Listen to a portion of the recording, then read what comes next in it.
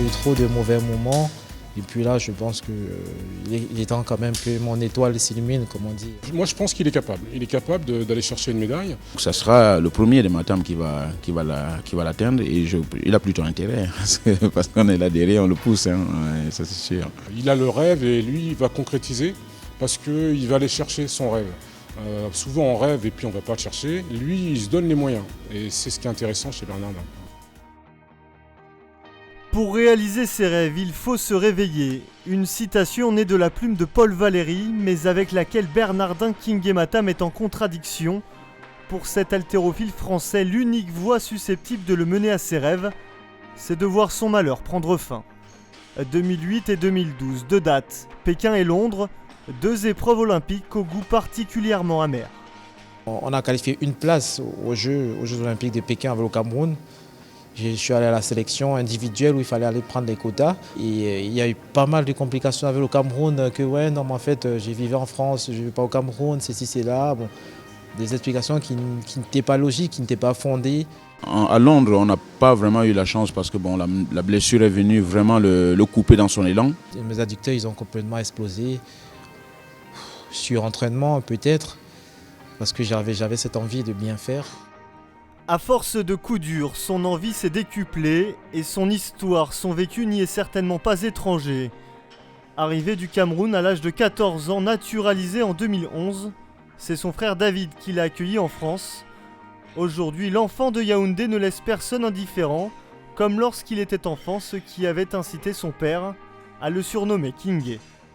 Vous savez, mon père était dans un contexte un peu des anciens mythes, Hercule, Samson, tout ça. Donc lui, il a donné, il a pronommé Bernardin King, qui veut dire, mais c'est la force tranquille en fait.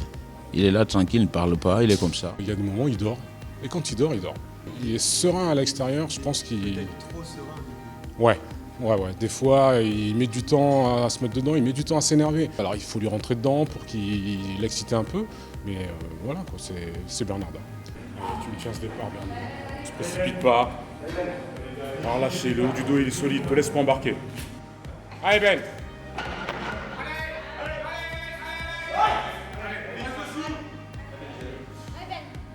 Va relâcher, va la chercher. Allez. Prends le temps.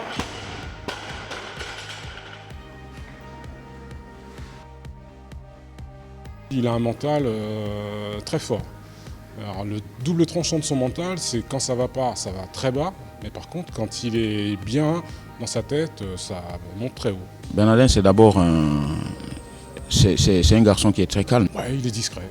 Il est discret et c'est quelqu'un qui a une présence. Bernardin, quand on le voit, de toute façon, on ne peut pas l'ignorer quand il y passe. Mais au niveau de la parole, il ne parle pas beaucoup. Il écoute beaucoup.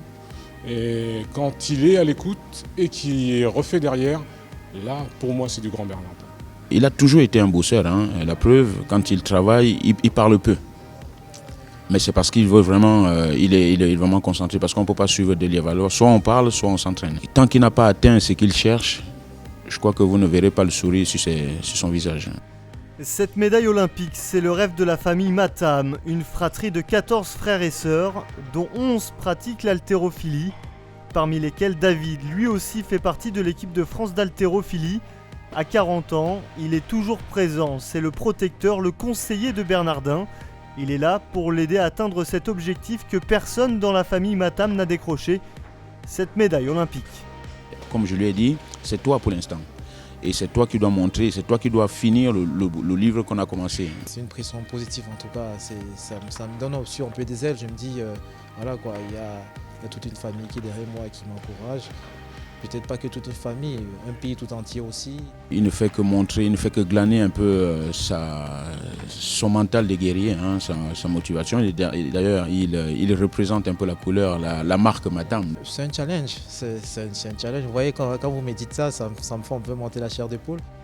En août prochain, Rio sera la capitale du sport. L'haltérophilie ne sera pas placée en première ligne, mais cette discipline récompensera l'athlète le plus fort.